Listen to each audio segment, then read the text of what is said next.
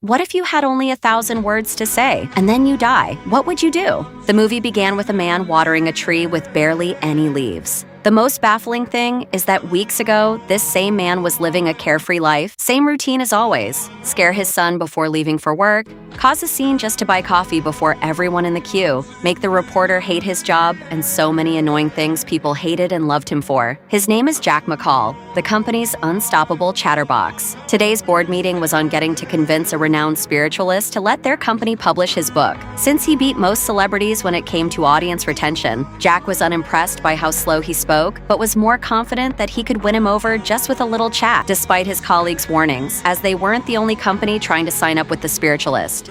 Jack started by joining the movement, taking insights from a woman who drew the spiritualist's attention by claiming to have seen a blue pearl. Jack began screaming like the hybrid of a cock and a human, but was rather mercilessly carried away to the spiritualist's office. There, he was served a cup of bitter herbs, which he pretended to enjoy for the sake of business. Seeing that the spiritualist was not buying his act, Jack openly proposed partnership, but the spiritualist declined. Jack didn't give up. He kept following him and telling the spiritualist how many lost souls on Earth needed his books, and even how he had read the spiritualist's book and wanted to be a bird so that he could swallow the spiritualist's philosophy and spread it round the world. Biggest fan indeed.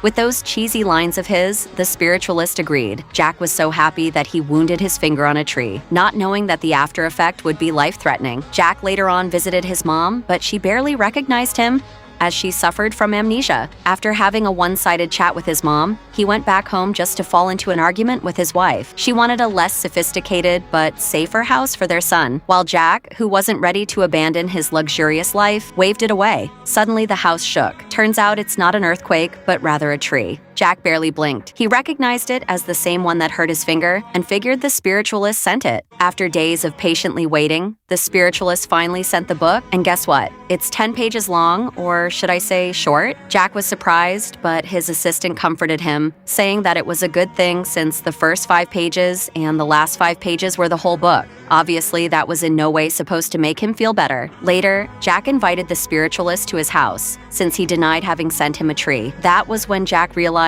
that the more he spoke, the more the leaves fell. Even when he scribbled the words or made signs, leaves would still fall. This meant only one thing. His life was literally attached to the tree, and when the leaves all fell out, the tree would wither and die. Same with him. That was how chaos began, when the once talkative man turned into a mute. Some enjoyed it, though it was kind of awkward. Others took it as an offense, while some took it as an opportunity to confess their hidden misconduct in the office. Up, okay? He knows what we do in here, in his office after work. That day, Jack had to do all type of crazy gestures just to have a cup of coffee, though he ended up buying 6, which he didn't taste because he was trying to help a blind man cross the road. Jack was called by his boss to meet other international businessmen. There, they asked about his experience getting to sign up with the spiritualist, and all he could say was, "Life is a journey," although he repeated it several times because the businessmen were French-speaking. This cost him a lot of leaves, though.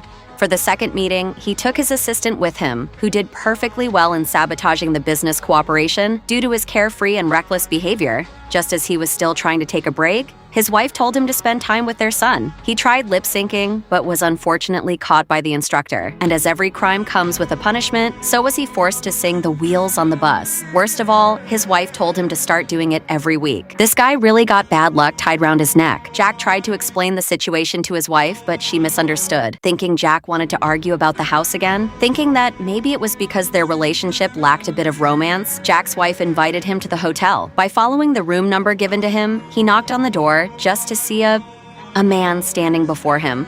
The lady at the counter apologized that it was a mix-up and gave him the correct room number, and there was his wife, coming out like a diva. She tried being romantic, but Jack's silence made her feel bad. Since Jack couldn't alter a word to his wife, she assumed that Jack didn't love her anymore and so asked for a divorce. At least she could have tried chasing him out with clothes.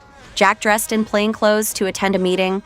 At that same time, the gardener had come to spray the tree. Jack's head began fuming with madness. Suddenly, everything he saw or heard sounded funny. The worst was when a lady walked in with the copy of the book she had taken from his assistant's table. Everyone was shocked. Since Jack had not informed his boss that the book was just 5 pages, she fired him on the spot. Look how a single tree in a 5-page book changed a man's life from grace to grace. Jack tried explaining everything to his assistant. It was hard to believe, but he finally understood. With no choice, they thought that if Jack did good deeds, the curse would finally be broken. First off, he started by giving bread to people on the streets. It didn't work. He went to church and gave a few bucks. It still didn't work, so he donated his watch. Seeing that it still didn't work, he took his watch back. After having a disappointing day, Jack came back home. He stared helplessly at the empty wardrobe and old photo of his younger self. He went out and sat under the tree that started his misery to meditate. In his meditation, he tried to connect with his younger self, but No, Dad, you're not here. You were never here. got him distracted. With nowhere else to go, Jack met up with the spiritualist. Annoyed by his unconcern, Jack almost strangled him to death. But the spiritualist came out clear, saying that he had done research on the tree but found nothing. And the only thing Jack could do for himself was to find peace, not just with his mouth, but also with his mind.